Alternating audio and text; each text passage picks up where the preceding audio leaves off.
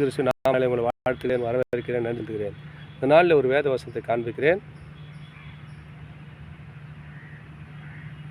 ஆதியாகமம் 26:28.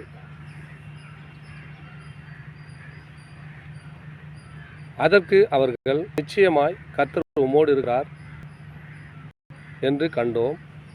ஆகையால் எங்களுக்கும் உமக்கும் ஒரு ஆணை ஏற்பாடு உண்டாக வேண்டும் என்று நாங்கள் நிர்ணயம் பண்ணினோம்.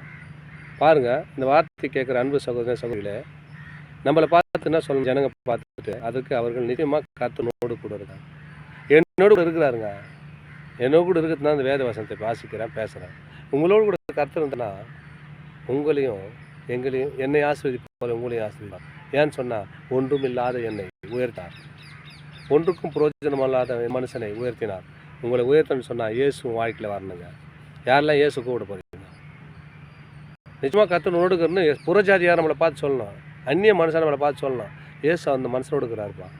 நம்ம நடத்தையில், நம்ம செய்கையில், எல்லாத்திலும் நம்ம என்ன பண்ணோம், முன்மாதிரியாக, இயேசுக்கு முன்மாதிரியாக நம்ம நடக்க வேண்டும். அப்படி நடக்கும்போது நிச்சயமாக கர்த்தர் என்ன பண்ணுவாரா, எல்லோரும் பார்த்து என்ன சொல்லுவானா, அவர்கள் நிச்சயமாக கர்த்தர் உம்மோடு கூட இருக்கிறார் என்று கண்டோம் அப்படின்னு சொன்னால் அவங்க பார்க்கணும், இயேசு வெளிப்படுத்தணும். இயேசு செய்த பிரமாணங்களை, அவர் செய்த கட்டளை நம்ம கை நடக்கும்போது அநேக ஜனங்கள் நம்மளை பார்த்து நிச்சயமாக கர்த்தர் உன்னோடு இருக்கிறாருப்பா, உன் தேவன் உன்னோடு இருக்கிறன்னு சொல்லணும். அப்படிப்பட்ட வாழ்க்கை வாழ வேண்டும்.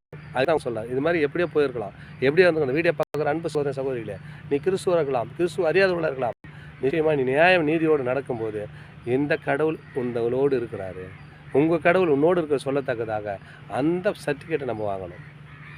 நீ பைபிள் எடுக்கிறதுனால, வேத வாசிக்கிறதுனால, அதே பிரசங்கம் பண்ணதுனால, ஜெபிக்கிறதுனால நீ அந்த சர்டிஃபிகேட்டை பெற முடியாது. உன் நடக்கையில், உன் செய்கையில், உன் பேச்சில் எல்லாத்தையும் நீ காட்ட வேண்டும். இயேசு முன்மாதிரியாக நம்ம நடக்க வேண்டும். நடக்கும்போது தான் கர்த்தர் உன்னோடு கூட இருக்கிறார்.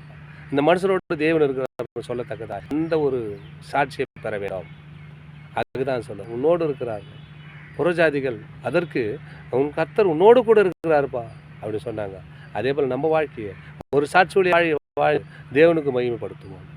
தொடர்ந்து இந்த வீடியோ பாருங்கள், பாருங்க, பிடிச்சிருந்தா சப்ஸ்கிரைப் பண்ணுங்கள். நான் போடுற வீடியோ எல்லாம் உமக்கு பிரயோஜனமாக தேவன் நாமத்தை மகிமைப்படுத்த ஏதுவாக இருக்கும். ஆமென். God plus.